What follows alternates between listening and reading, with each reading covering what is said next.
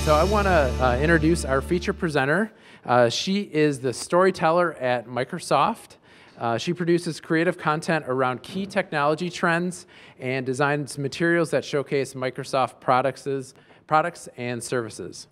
She's an award-winning international speaker and brand coach, and she's been featured on some of the top social media, marketing, and technology conferences in the US and abroad, including the Social Media Strategy Summit. So today she is here to share insights on how to do storytelling for brand marketing. So without further ado, give a warm Business Accelerator welcome to Miri Rodriguez. Good,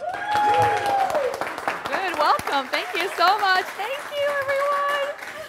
Can I just say I love Madison? Amazing! Wow! And can I just give a shout out to Dream Bank for putting this together? Yes. That's amazing. You guys are awesome. Incredible, incredible people, incredible places. Thank you so much for having me. I'm so excited to be here with you guys and share a little bit about storytelling.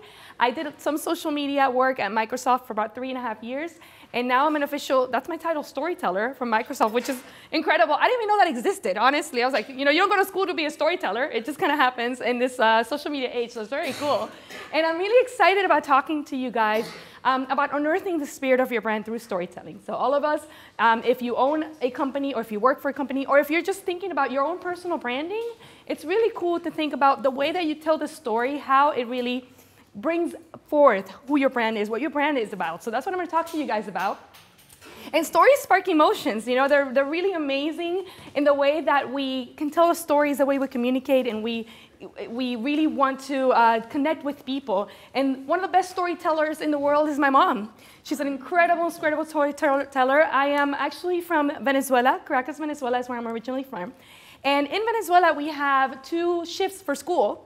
We don't have, like, you don't go to school from like 7 to 3 or whatever you could do here. So I went to school from 7 to noon, and so I was really lucky. And I would get home, I would walk home every day, and it was lunchtime. She would make a home-cooked meal. She was amazing. She is amazing. And then she would tell stories. So it was story time at lunchtime, which is incredible. And, you know, as a good storyteller, she just was very creative, very detailed in her stories.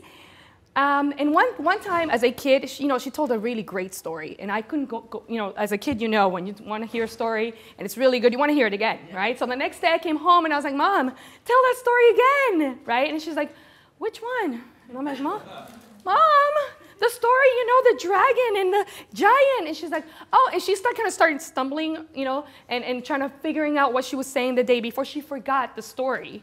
And I was dumbfounded. I was like, Mom, the story. And I was like, that's not how it goes, Mom. So she actually sucked, you know, and I'm okay to say that. She, you know, I told her I would be telling her that in a presentation. But honestly, if you're a good storyteller, you can't forget your story. You know, you have a story to tell. You got to tell your story. You got to tell it right. So even if it's a good story the first time, you got to know how to tell it the same way the next time. That's point number 1 in your storytelling. And here's a couple of facts about branding and storytelling. Number 1. It's a fact that every brand has a story. Every one of them. And every story is unique. And everyone wants to hear your story. Maybe. Maybe. And that all depends on how you tell that story. That all depends not only on the creativity of the story, but how you're actually living that story through that will connect with your people. It is about transparency. It is about passion, and you can't fake that, right? You can't fake that. So these are 3 facts that you need to know when you're thinking about, well, what is my story? Know that you have one.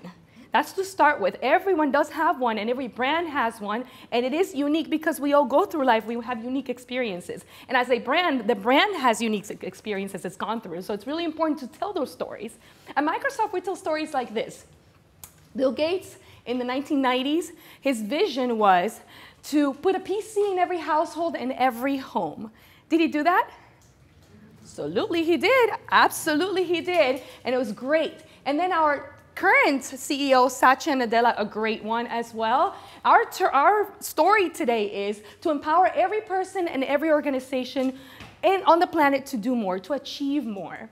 And when you look at these 2 stories, they have the same essence. They may not be the same wording, they may not be the same messaging, but a PC in every household in the 1990s was a big deal. It was empowering to us, right? So today when we have more than just PCs and we have a lot more gadgets and we have products and services that we're offering, it's not just about the PC, it's about the empowerment that those devices and those products bring. And that's the story at Microsoft. So at Microsoft, we kind of had to go, wow, we don't only have a PC, how do we rebrand ourselves from the dinosaur giant, that we are, or we might be perceived as? How do we look at the world differently and let them look at us differently? And it was through stories. It was through actual people who we call people of action. These people of action are real people. They're not models. They look like models, but they're not. And they're real people with real stories who we've picked up their stories because they're doing something amazing with our products and services. So what we're doing is the story, for example, of Ariela's sister, and I'll tell you a little bit more about her. I actually personally know her. I met her in Morocco at one of the conferences there, and her story blew me away. And we picked up her story, and we asked her to tell us her story. So we didn't script it. We didn't hand her a script and say, hey, talk about Microsoft like this. We just said, hey, tell us your story. When you see her story and every other people of action story at Microsoft, these are people like you and I who are using the technologies to actually empower themselves and empower other people. So when you talk about your brand or your personal brand and how you can use storytelling to actually tell a story, it's about their story. It's about what you're doing to empower them. It's about how your products and services are helping other people. Why do you exist? That's the core of your story. Why do you exist? Somehow, somewhere, somebody said, we're going to create Dream Bank because we want to do this for the community. Somebody said, we're going to create Microsoft because we want to do this for technology. Somebody said, we're going to create Google because we're going to do this for a search engine optimization. So every brand, every one of you has that story to tell. At Microsoft, we also focus on achievements. Achievements are important because they're actually subjective, and we don't have thresholds on those achievements. What that means is, at Microsoft, an achievement could be like, hey, I ran a 5K, and that's subjective to you, or somebody who graduated first in their, graduate college for the first time in their family. That's an achievement. Or somebody who just, got through a meal. I don't know. So the thresholds, we don't put them ourselves. We let people talk about their own achievements because they have them and they're important to them.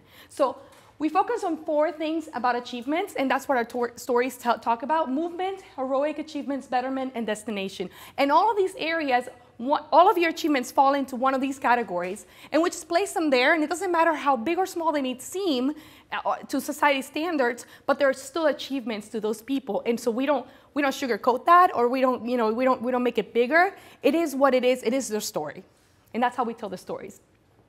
We also include supporters, and that's important because all of us are here because somebody believed in us.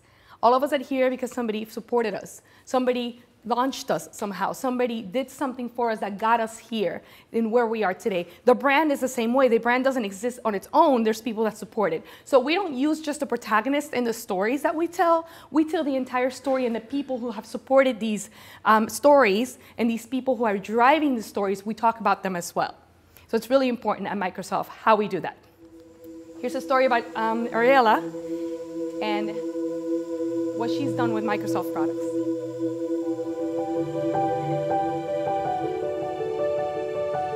I grew up in El Salvador during the Civil War, and in the past years, I have seen my country become more and more violent due to gang-related murders. I left El Salvador to go to college, but I always knew that one day I would go back and make a difference.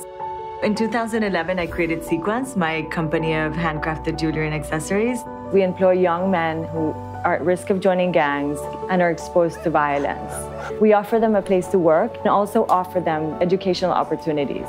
I wanted to create something that was sustainable, disrupt the sequence of events, and be part of something that they feel proud of. So as we continue to grow, we want to also hire people from different gangs. So our challenge is that we recently started a new workshop only 15 minutes away. We can't send our young men to train them because our young men would be threatened or killed if they access that area. So we've been relying on technology, and specifically Skype, by having our current workshop train the young people who are starting with us through Skype instead of physically being there. We have really focused on bringing new opportunities for these young men to succeed and become leaders to other young people, to be able to become agents of change themselves. Oh, wonderful, yeah.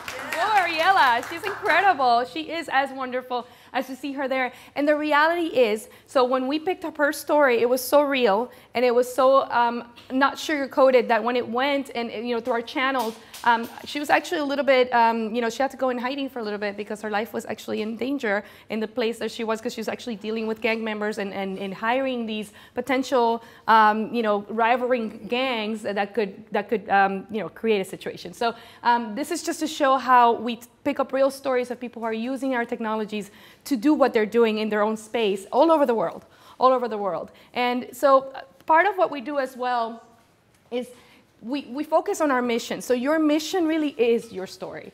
And I go back to that. I started with that at the beginning of the presentation, because for us, is we believe in what people, we believe in what people make possible. And for us, we never go away from that. Every story that we have in every channel, whether it's YouTube or Instagram, Twitter, anywhere we go, we really focus on our mission and go back to what it is that we're doing every single time. So brands, I found, when this whole social media gave birth to a whole lot of content marketing and a digital transformation, we kind of forgot about that. We kind of forgot about our mission, and we just wanted to push out content because we thought we need to be there, we have to have presence. Go back to that mission. Go back to what it is. Go back to who you are and what your brand is about. And that's where the passion comes from, and that's what you can tell the story about. We also use the inspiration that our clients or our people of action have. They inspire us. So ask your people. Content generated by your consumers, they're telling stories about you anyway, right? They're going on social media and they're saying, I like these shoes, or I don't like these shoes from Target, or whatever it may be. We already are talking. As consumers, we do that all the time. We tell stories about anywhere we go, Starbucks, anywhere we go. So there's already information out there about your brand, and just use that. Use that for yourself and create those stories. Understand what your customers want. I mean, that's what it's all about. See what inspires them and bring that to your storytelling. Ask them what it is. Ask them to tell your story. Say, hey, what do you like about our products? What do you like about our services? They're going to talk, because you talk when somebody asks you that, right? So it's just as simple. Say, hey, give me a story. Tell me what it's about, and let them tell the story. We also use the personality, the tone, and purpose. We don't deviate from that. That's really important. You have to have your own brand, personality, tone, and purpose. You have to define what that is. If it's technology, if it's playful, if the tone is friendly, or if it's subtle, if it's human, whatever those attributes you have for your brand, either for your personal brand or for your company, you want to make sure that you stick to those every single time. In a company and organization like Microsoft, for us we're so global and there's so many storytellers and so many marketers all over the world, we want to make sure we stick to this so that we can sound like Microsoft and we be recognized all over the world as the brand. So we want to stick to that every single time. It's really important that every piece of work, of content that we push out, we go back and go, does that sound like Microsoft? I'm a writer, I'm a storyteller, and I work right now for IT Showcase. It's more of a technical content that I drive, but when I do stories, at the end of my story, I think I sound really good. I'm like, oh, this is a great story. And then I send it to my son, who always kind of, he's like my editor. He's like, Mom, that sucks. I'm like, okay, go back to the drawing board. But when I'm done and I really want to submit it for content publishing, I always ask myself, do I sound like Microsoft? This is not about me. This is Microsoft. I'm representing the brand. Same for yourself. If you are thinking about your personal branding, do you sound like you? Do you sound like you? Do people recognize your tone and personality when they see your brand? That's really important. We also build assets and we share them. And so we're not about, this is all our stuff and we're going to keep it to ourselves.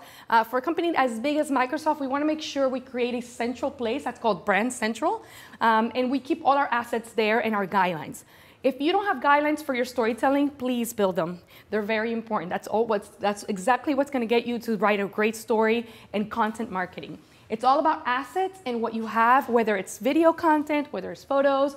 But if you have those guidelines, you can actually just write anything, stick into those guidelines, and it could just be a different messaging, like we saw with Bill Gates and Satya. So the messaging is different, and maybe sounds a little bit different because it was decades ago, but it tells the same story. So you want to make sure you have those guidelines, and it kind of flows through each of our channels the same. So even though our channels don't look exactly the same, and we're probably telling different stories on YouTube and Microsoft.com, you can actually tell that we look the same throughout the channel, so you can recognize the brand. So that's important. Your guidelines are important. We also talk about other brands that tell storytelling. You know, it's important that you understand your industry, your competitors, your space, and other people that are doing it great. Share a Coke. Everybody remember that campaign? Still going on, right? If you're like me, your name is not going to show up at Target with your name on the bottle. So you actually can get one online. If your name is like mine, Miri, you can actually go and pay $5 and get your own Coke with your name on it. I haven't done it yet, but I thought it was pretty cool. Anyway, so you go there and you actually tell stories about your sharing a Coke experience. This is a brilliant, brilliant tactic that Coke did, and I'm going to tell you why. Because now they have millions of stories for free. They put up a website and they said, give me your stuff, share your Coke, and tell me about it. And people did. Now that's a little bit risky, right? Because you don't know what they're going to do, but it worked. People were positively sharing a Coke stories, putting them on the website, and now they have all this content that belongs to them, and they have stories for days. They have stories for days. That's amazing. So be a little bit risky in your storytelling and get your people to tell stories. Get your customers to talk about your brand. And that's what gets them opened up. A lot of people want like, well, you know, what do I do? Do I just walk up and say, tell your story? Yeah, you can. That's what they did. That's a great tactic. Another brand that gets storytelling, and I'm going kind of around the gamma of outside of the industry of technology, Burt's Bees. Burt's Bees. And I know that, you know, I don't know if you use the products, but good products. They are so good about telling their story. They have an entire web page dedicated to their story. Now, they don't push that content on you. When you go to the other channels, they're just doing their thing and, you know, marketing their brand nicely. But if you want to know how they came to be, got it? I rehearsed that. Okay, no, seriously. If you want to know how they came about, they have an entire page of stuff that they tell you about their story. Why? Because it's important. Because it changes the product for you. When you learn about how they came to be, you're like, man, I didn't know that. Last night I met a gentleman who was talking about his family business, and they create these beautiful centerpieces from fruits, right? Yeah. Yes? And so he was talking about how that happened. His family, who are immigrants, is a first-generation immigrant, they actually had a fruit stand that they sold fruit, you know, regular fruit in the highway. And so he kind of merged from that and built it into actual real nice pieces that he now sells to hotels. And he says when he was telling his story about this, he goes, I grin every time I make this piece because I remember what my parents went through. I remember where I come from every single time. I was like, where are you? Can I just have 2 of those? Do you know what I mean? It's like, now I really want that centerpiece because I know the story behind it. I know where it came from. I know that somebody's building this, and it's not just a centerpiece anymore. I'm connected to the story. And that's what stories do. They humanize the brand. They humanize the emotion of the product itself. And so Burt's Bees does that really well. Another brand that gets storytelling, Google. The first time I presented this, it was really funny because I talked to my mentor, and I said, should I really present about our competitor? And he's like, well, I'm not gonna say yes or no. I'm just saying no guts, no glory. I'm like, okay, I'll present. But here's a great story, and I want to share this with you. I promised you would probably cry in my presentation, and you probably will because this. Let me show you.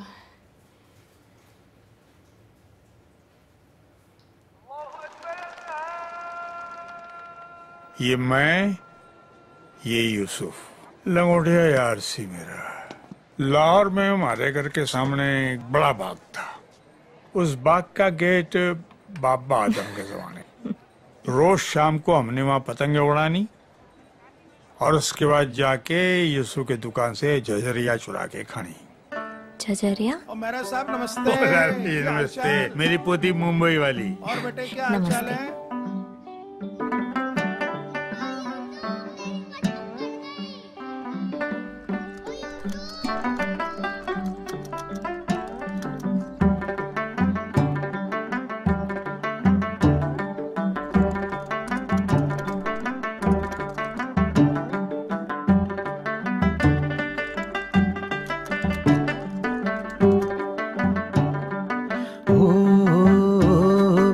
बचपने की तंग गली फिर से कूदे फांदे छोटी छोटी मीठी चोरी गांठ लेके बांधे हेलो अस्सलाम वालेकुम फाजिल स्वीट्स हाँ जी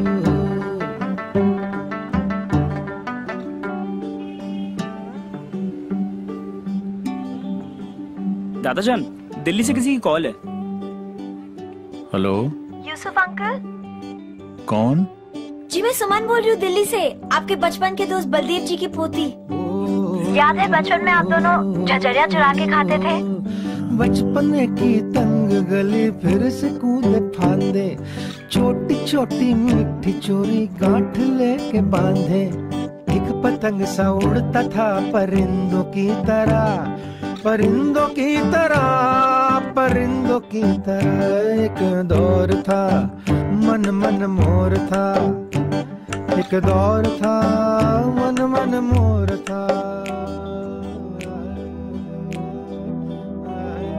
पार्टीशन के वक्त हम रातों रात हिंदुस्तान आ गए दादू यूसुफ दी बड़ी याद आती है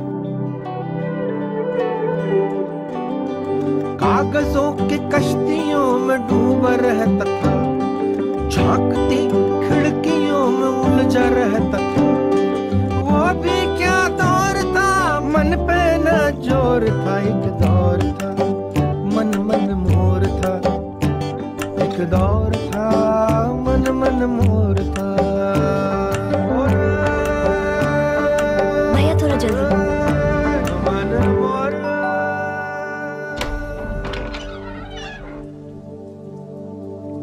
हाँ जी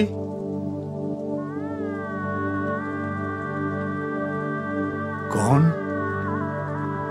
हैप्पी बर्थडे यारा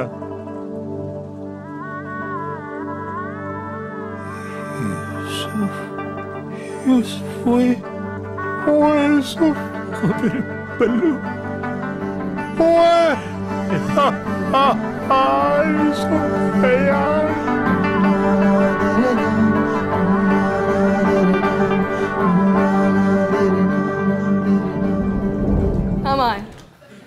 Come on.